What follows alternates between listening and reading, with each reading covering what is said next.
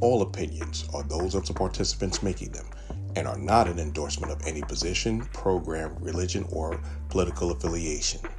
DFG's Corner is for information, observations, and entertainment. I ask that you like, share, comment, and subscribe. Welcome, welcome, welcome. This is DFG, the man with the golden voice, the lady's choice, and of course, I'm always smooth as a Rolls Royce. I'm coming to you live from the 571 where I'm having fun and I'm getting things done. Hey, it's another Tuesday, and guess what time it is? It's time for DFG's Corner Emporium, the place where you're not only coming to a talk show, but you're coming to a family call. And speaking of family, I got my sister from the same mister. She's in town and she's not a clown. She's sweeter than Snapple, and her name is Apple. Holla at your boy, Apple. Good evening, good evening, good evening. Let's have a great show. Nice to be here as usual. I'm excited tonight. That's what's up. That's what's up. And I wanna give a shout out to the fam that's always on here. First of all, I got Miss Kim. She's my right hand, and she's doing the from the motherland down there, the Georgia Peach that's up in Virginia near the beach. And I also want to take my Louisiana brother. He represents the '06. He's bigger than a bag of trail mix, and that's Big Al. Also, I got Miss Nikki on YouTube Live, and I got Miss Margot and Angel on TikTok Live. I'm also on IG Live. I'm also Rumble Live and Facebook Live. So, what we going to talk about today?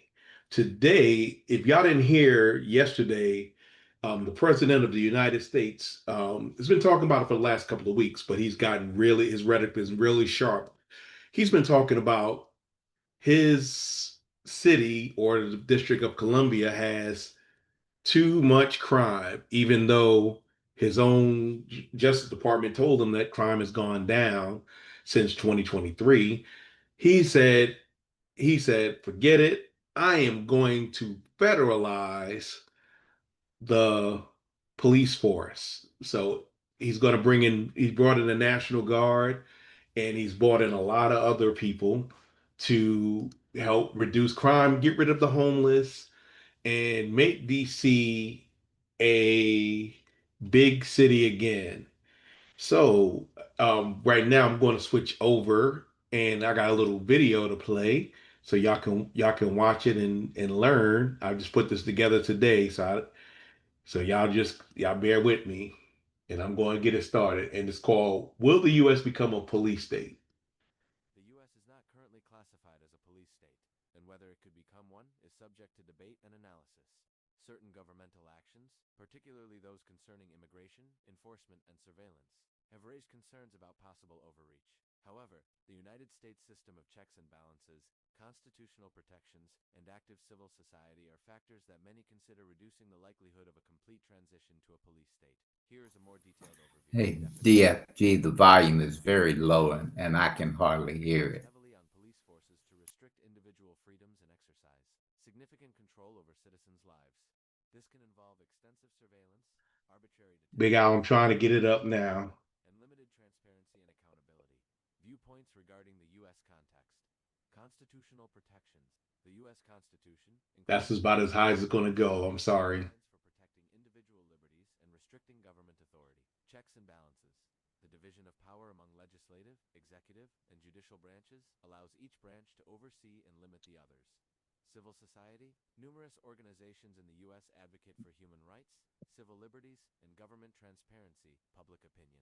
Surveys indicate broad support for civil liberties and personal freedoms among the public. Judiciary. The judiciary operates with a degree of independence and can challenge actions by other branches that may conflict with legal or constitutional standards. Concerns raised. Surveillance powers. Some observers have noted an increase in government surveillance since events such as 9/11's immigration enforcement. Critiques include observations that immigration enforcement has become more stringent and militarized, prompting concerns about civil liberties and due process. Institutional trust. There are discussions regarding declining trust in government institutions, which some suggest could enable greater expansion of government powers. Political polarization. Greater polarization is identified as a factor that might complicate consensus building and oversight related to government actions. Summary. While there are ongoing challenges involving government power and civil liberties in the U.S., several institutional safeguards, including constitutional protections, checks and balances, and an active civil society, are seen as mitigating factors. Continued attention to potential overreach is considered important to protect democratic principles and individual rights.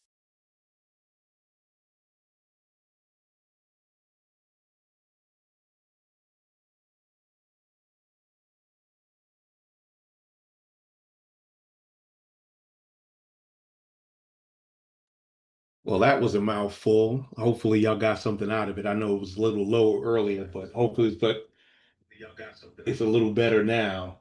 So I'm going to start off with Big Al. What do you think about the video with it showing that, are we becoming a police state? Yes, I think a couple of things. First of all, I think it's another distraction and reflection from the Epstein files. But I think 47 is going to try to initiate martial law as we come close to the 2026 elections and specifically the 2028. He's going to lock down all those Democratic states where there are Democratic governors, and he's going to try to ramrod his agenda in terms of keeping the House and the Senate. And this is just a dry run, a practice for him implementing a larger martial law to lock us down and to stay in office. So here's a question. Now I'm going to pass it off to Miss Kim. Knowing that he didn't do anything, he didn't call out the National Guard on January 6, 2021. What makes you does that, with that in mind, does that give you an idea of you agree more with Big Al or less? I agree with Big Al. So what is as far as martial law and posse comitatus and all those other things that are supposed to keep us from being authoritarianism and things like that. How are we going to go about holding the president accountable for his actions? Because and I'm going to agree with Big Al on this point. He's doing things to get a reaction so he can do martial law. But if we don't do anything, he's going to do it. He's just going to keep pushing and pushing and pushing. So when is Congress or the Supreme Court, when are they going to step in? Because it's supposed to be co-equal branches of the government. However, they're not acting, they're not doing their job. They're afraid to do their job, in my opinion. Does anybody, do you agree or disagree with that?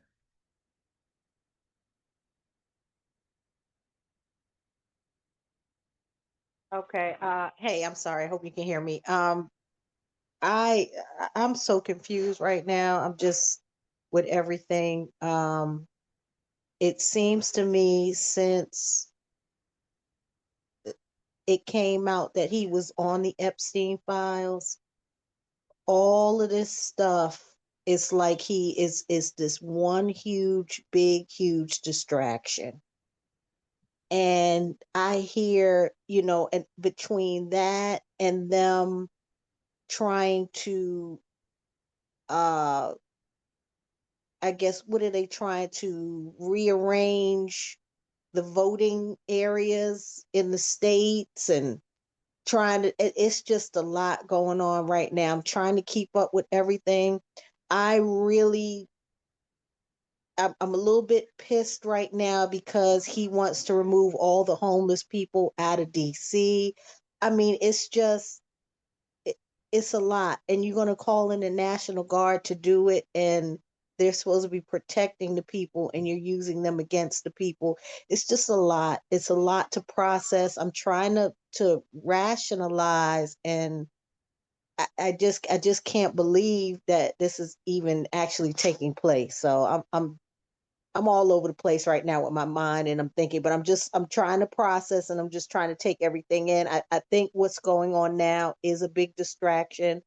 I think that you see certain people coming out into the news, the gentleman from California, uh, Miss Jasmine, and others that are letting us know that they are here for us and they will stand up for us.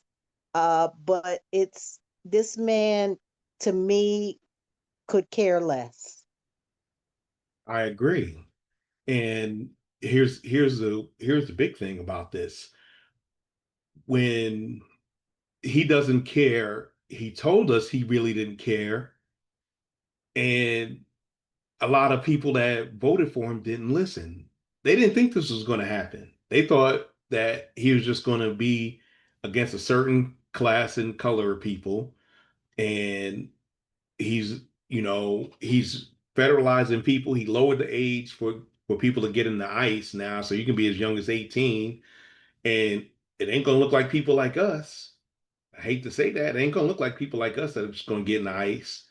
He's building up his force so he can do things that are unconstitutional. But like I said, there are things in a way that stop him, and only the people in charge. But we, the people, have got to be able to speak up and say, we're not taking this. We're not gonna allow our country to go down the tubes. What do you think, Miss Apple? Honestly, I think this was always the plan. I think from the time that he was his last presidency, I think that he had it in his mind that being president means you have absolute power, absolutely all the time. And when he realized that it wasn't the case, I think he decided if he got elected again, that he was going to push the button as far as he could and further, because it makes no sense. All the laws that he's breaking, all the constitutional laws, everything, he's going against everything this country stands for. And his base, they're applauding him and allowing him to do it. Like you said, I don't know if it's out of fear or ignorance or they're on board with it or what have you, but no one's stopping him. And he does want to be a dictator. He admires people like that. And he wants to make this country, like, North Korea or Russia, where he's in absolute power. And I Yes. and I think him just starting out in DC and these smaller cities and these red states is just proving, it's like he's using them as guinea pigs to Yep. see if Test he can case. get rid of it. Yeah, test cases, and to see if he can get away with this the crimes that he's committing. And no one is stopping him. No one is holding him accountable. They're actually praising him and egging him on. Even though I think that he's just a figurehead and he has puppeteers behind him guiding him, so to speak, in the way they want the country to go. But I think that was always the plan. I think so too, Big Al. Yeah, you're spot on what he's doing with ICE, making it easier for a neo-Nazi skinhead type of people to come into this organization to be able to help do his bidding. And remember that he's told the law enforcement officers in DC that if there are any protests against him, do whatever in the hell you want to do to him. Or his exact words, do whatever in the hell you want to do to him. So this is the good old boys, the white boys who feel like America has become too brown. And what they're trying to do is to make America the way it was back in the 50s and earlier, where we had no rights, where we had to refer to them as Mr., no matter how old you were, and you were referred to as boys. He's taken away all those economic gains that we have gained over the years through the government jobs and other means that have allowed Black people to advance and to send our children to college. He's trying to take all that away, and he wants to be able to isolate himself. DC, excuse me, is the first pawn. So he's entrenching himself. He's got the White House security. Now he's got the DC police that gives him another layer of protection. So he's just going unabated. And the only thing that we can do other than God stopping them is to be burning up the phones with our representatives and our senators, because if they continue to sit on their hands and don't do anything, we can cancel Christmas. Yeah, and that's the thing though. It's like, what are we going to do about it if we're not moving forward and getting in the way of his progress as far as that? What are we going to do about it? We just going to sit on our hands and not do anything, or what can we do? Um, Miss Sum, what do you think we can do? And I'm gonna get with you, Miss Dream. Just give me a second. I think I agree with Big Al. I think we need to blow the phones up. I think we need to, call and make our presence known. But at the same time, um,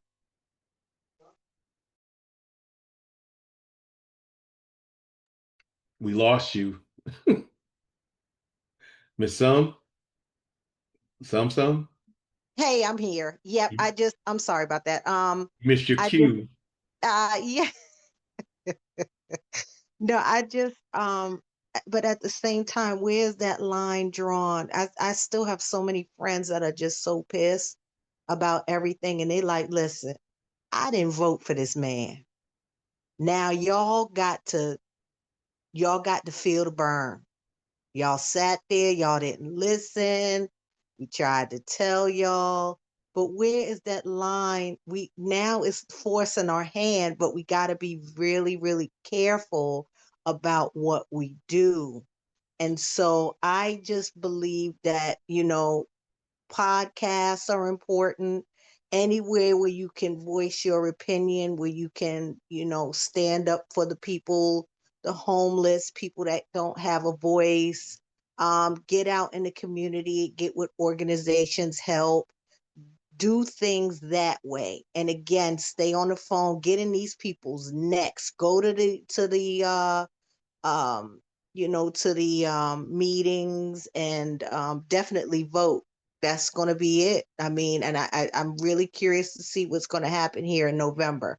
So, vote, vote, vote, vote. And this is a lesson for everybody. And I'm hoping that people are looking at this and they're going to be so furious that, my hope is that we don't go back to this point ever again, because so much damage is done and people see what happens when, people that are not that smart get into these positions of power.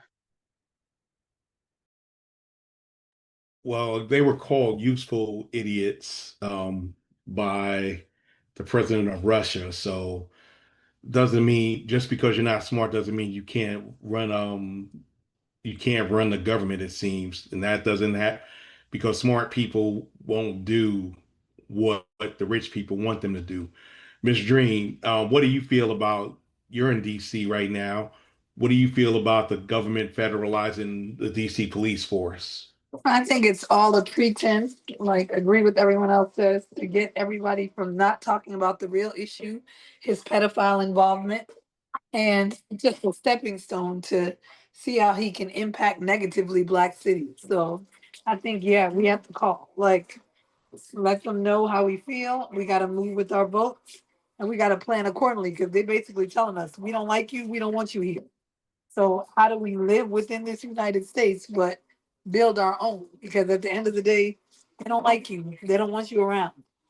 And it's like they're probably like, we made a mistake the last time. We're But integrated. they can't they say seem to can't live without our input. They that's true, but they only want it when they want it. And they want our input for free and by force.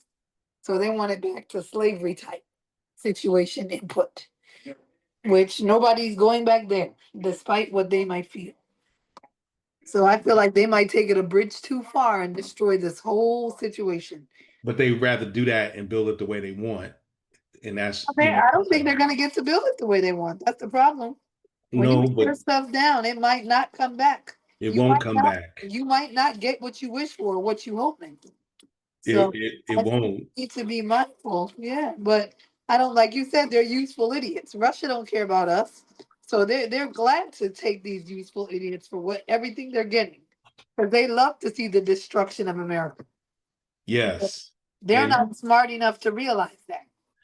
there if y'all don't if put a thumbs up if you heard of the BRICS. If you heard of BRICS, BRICS. What is BRICS, sir? BRICS is an alternative to BRICS is an alternative to the euro, the dollar. It's Brazil, Russia, India, China, and South Africa. Look at that. Yeah, I ain't even heard of it yet. And What's they're coming? they're looking to get the currency moved from the dollar standard and the euro and the yen to whatever currency they're going to come with together. And that's that's an economic attack against the United States as well as Western society. Now they're playing chess and our guys playing marbles. Yeah. So we're we're not we're not on the winning end of that I as much wonder as if people he's want to think. aware. I'm pretty sure he should be aware of that, but is he? Well, his billionaire handlers are probably telling him, yeah, you probably want to do that. That's why they call him Taco. Right. Says the president always chickens out. Yeah, And I know. I see from China we taco it again. yeah, so he's doing that because his billionaire handlers don't want to lose that much money. They understand they're gonna lose a little bit as long as they get to keep most of theirs and the rest of us can sink or swim. Um, let's talk about let's talk about what would you do if the states decided to activate their national guard to do policing in what they consider high crime areas. And when I mean high crime areas, y'all know it means areas where there are not a lot of powdered Penelopes and chalky Charleses.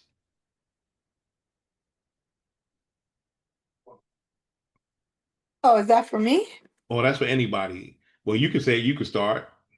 I mean, I think what are you asking? What would they do or what What would would you do if the governors if the say the governor of Pennsylvania decided he's gonna, and I know he's a Democrat, so that's probably not gonna happen. right. If he decides to federalize the I recall mean, we might the as well National go to Guard. Texas. We can do Texas because that's where Yeah, we have the Republican. I mean, at the end of the day, as you can see, they're going to allow it in those states. So what we need to do is move to the polls and vote because that's all we can really do. And I think what's going to probably happen. The funny thing is, this is what's going to lead to people voting. Look at New York. This is the first time young people actually turned out and vote because they're like, what is really happening here? And they had a Democrat in power, but they saw that he was corrupt. So at the end of the day, the young people are probably going to realize, Lord, we had no choice, or this is going to be nowhere that we thought we knew. yeah, no, it's I mean, but then again, you also have young people that are still on Team 47, and I think that's unfortunate because they're not going to get anything out of it, but debt and more debt.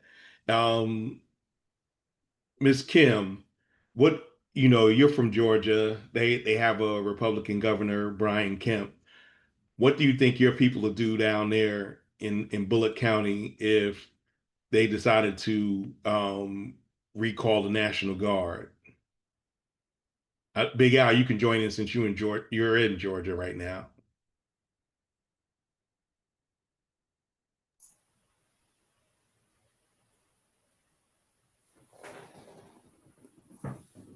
Go ahead, Big Al.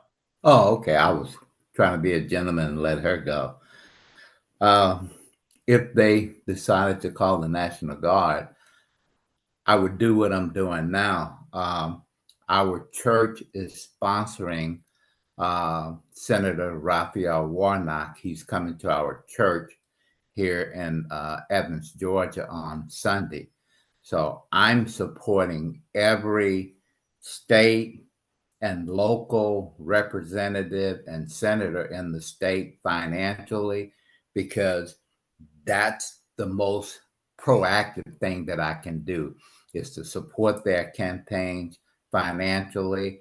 I have volunteered to work at the Board of Elections. So for every election, whether it's a down ballot election or a primary, I devote my time. Yes, they pay me to do it, but I want to be a part of the process to make it as fair as possible, trying to encourage people to go out and vote, being active in the NAACP locally here in Columbia County. So through my fraternity, through my church, through the NAACP and the Columbia County Democratic Party, those are 4 organizations that I support with my presence, with my finances, to empower them to help us get a foothold in this state and at the national level. So that's the most important thing you can do, is be a foot soldier, encouraging people to register to vote and encouraging people to vote. Now that's what's up. Voting with your pocket, voting with your votes, and voting and energizing. And that's what we have to do as citizens. We have limited power as individuals, but we can at least do what we can to be as better as the best citizens that we can be. Miss Kim, are you there? Yeah, I'm here now.